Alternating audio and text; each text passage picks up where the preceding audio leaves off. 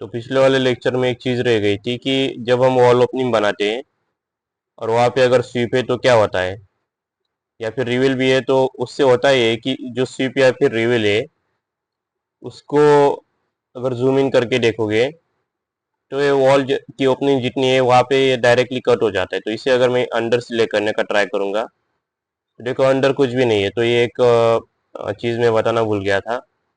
तो पिछले वाला चेक लेक्चर जो है चेकआउट जरूर कर लेना। और हाँ, इस वाले लेक्चर में हम वॉल रिवील सीखेंगे और प्रोफाइल और सेट बाय डिस्टेंस भी देखेंगे। तो शुरुआत करते हैं। यहाँ पे हम रेविट के ऊपर आ चुके हैं और वॉल के जो है 3D में जब हम रहेंगे तभी ये ऑप्शन ऑन होते हैं, रिवील और स्वीप। तो रिवील क्या करता है, अगर स्वीप का नहीं देखा होगा तो स्वीप क्या करता है, हमारे वॉल के बाहर एक सॉलिड ऑब्जेक्ट तैयार कर देता है।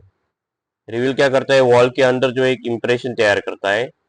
मान लो मैं इसे यहाँ पे क्लिक करता हूँ, अभी दिख तो नहीं रहा इसलिए जूम और जूम इन करना पड़ता है इसके लिए। तो इम्प्रेशन इसने वॉल के अंदर तैयार कर दिया, मतलब उतना जो जितना भी हमारा स्वीप का साइज होगा उतने साइज से वॉल जो है अंदर का हिस्सा गायब हो जाएगा। लेकिन इसमें प्रॉब्लम क्या आ रही है कि जो वॉल है बहुत ही कम थिकनेस की है। इसे मैं वॉल को सिलेक्ट करता हूँ और थिकनेस 300 करता हूँ। तो देख सकते हो इम्प्रेशन यहाँ पे तैयार हो चुका है। तो ये काम जो है रिवील करता है, बाकी इसके सारे ऑप्शन सेम है। जैसे अगर मैं रिवील पे जाऊंगा तो देख सकते हो कि वर्टिकल हमें मिलता है, रिवील वर्टिकल। इसमें अगर वर्टिकली प्लेस करो, जूम इन जूम आउट करो तभी दिखेगा। और यहाँ पे देख सकते हो कि इससे जो है मैंने रिवील तो तैयार किया है लेकिन ये हमारे जो स्वीप है उसे इफेक्ट नहीं कर रहा। अगर मैं इसे ऑफसेट भी दे दूँ, लेट्स से ऑफसेट में यहाँ पे इसे देता हूँ, इसका डिस्टेंस से 200, एंटर से अगेन सिलेक्ट करते 200, एंटर। तो थोड़ा सा इसे आगे आ चुका है, इसे फिर से हमें सिलेक्ट करना पड़ेगा।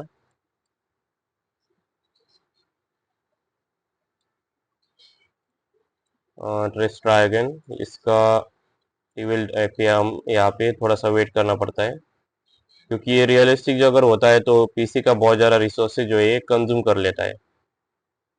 जूम इन जूम आउट, और यहाँ देख सकते हो कि ये स्विप को कभी अफेक्ट नहीं करेगा। उसका रीज़न है कि स्विप और रिवील एक ही कमान, मतलब एक ही कमान के अंडर आते हैं तो एक दूसरे का इफेक्ट नहीं करते। तो यहाँ पे थोड़ा सा आगे भी आ गया तो भी कोई इसमें फर्क नहीं आने वाला। अब ये नेक्स्ट चीज है, यहाँ पे अगर मान लो हमने ओपनिंग तैयार की है तो इससे होगा कि जो स्वीप है ये दो भागों में डिवाइड हो जाएगा। इसे मैं यहाँ पे ड्रैग करके कम कर सकता हूँ। तो देख सकते हो ये वाले हिस्से को कुछ इफेक्ट नहीं हुआ, लेकिन अगर मैं इसे सिलेक्ट करूंगा तो दोनों एक साथ ही होते। इसे कम किया तो भी यहाँ पे कोई इफेक्ट नहीं आया। तो इसके बाद यहाँ पे मैंने एक कमांड बताई थी जिसका नाम था सेट बैक। सेट बैक क्या करता है, मान लो यहाँ पे मैंने जो अपना रिवील सिलेक्ट किया है इसके ऊपर एडिट टैब में जाऊंगा और सेट बाय डिस्टेंस अगर मैं डाल दूँ। सेट बाय डिस्टेंस क्या होता है, हमारे वॉल की अगर ओपनिंग तैयार की है, मतलब जैसे कि ये वाली ओपनिंग है, ये वाली ओपनिंग से कितना डिस्टेंस ये छोड़ेगा। मान लो मैं 1500 किया तो 1500 के डिस्टेंस से छोड़ेगा और उतने तक ये नहीं आएगा, उतने तक ये इरेज हो जाएगा। तो मैं इसे करता हूँ 1500 जस्ट फॉर एग्जांपल। अप्लाई पे क्लिक करना है तो ये देख सकते हो अप्लाई पे क्लिक करते ही इसने इतना ज़्यादा डिस्टेंस 1500 जो है वॉल के ये वाले एंड से छोड़ दिया है। इसे ओके करूँगा तो देख सकते हो अब ये सभी रिवील के ऊपर अप्लाई हो चुका है। अगर मैं नया reveal, sorry not reveal, swipe के ऊपर, वैसे रिवील का भी सेम ही आता है। तो यहाँ पे अगर मैं इसे दूंगा और इसे नीचे देना पड़ेगा थोड़ा सा, अपना स्विफ्ट देते तो सभी के ऊपर ये जो है एप्लीकेबल हो जाएगा। उसका एक रीज़न भी है कि अगर यहाँ पे तुम जैसे स्विफ्ट जो है कॉर्निश, ये सभी का सेम ही है। जितने भी हमारे यहाँ पे स्विफ्ट बने कॉर्निश में बने तो उन सब की प्रॉपर्टी कॉर्निश है। तो अगर एक को सिलेक्ट करके भी अगर तुम प्रॉपर्टी एडिट करोगे तो सिंस सबकी प्रॉपर्टी सेम है तो उनके ऊपर सभी के ऊपर अप्लाई हो जाता है।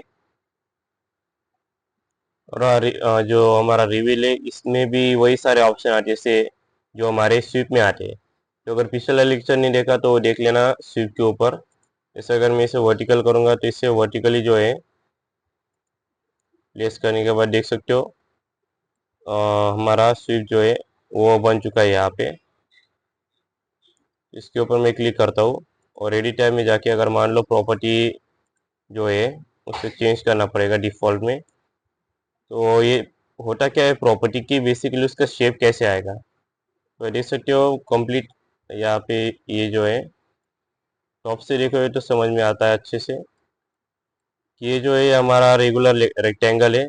इसे अगर मैं प्रॉपर्टी चेंज करता हूँ, जैसे इसे मैं करूँगा फॉर एग्जांपल ब्रिक्स, और इसे अप्लाई ओके करता हूँ, तो ये ब्रिक के साइज पे जो है उसके साइज जैसा हो चुका है। तो ये हमारी प्रॉपर्टीज़ के ऑप्शन होते हैं और यहाँ पे हमें ये स्विप में भी मिल जाते हैं।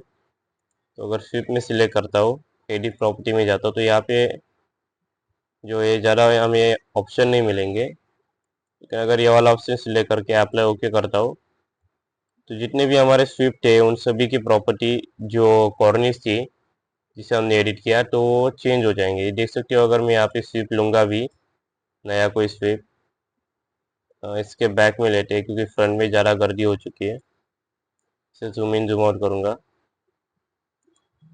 लेकिन ट्राई करते, थोड़ा सा एरर दे रहा है।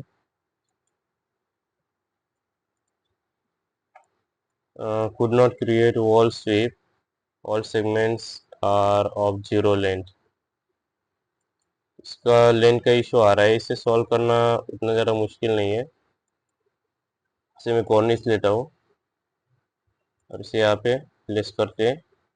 तो देख सकते हो यहाँ पे जो है इसका अगर मैं एडिट करूँगा और इसे प्रोफाइल अगर चेंज करते हैं, वैसे दूसरी प्रोफाइल अपने हिसाब से तैयार भी कर सकते हो, लेकिन हम यहाँ पे डिफ़ॉल्ट देख रहे हैं। तो ये देख सकते हो इसकी प्रोफाइल जो है वो चेंज हो चुकी है। तो ये कुछ ऐसी प्रोफाइल इसकी हो चुकी है।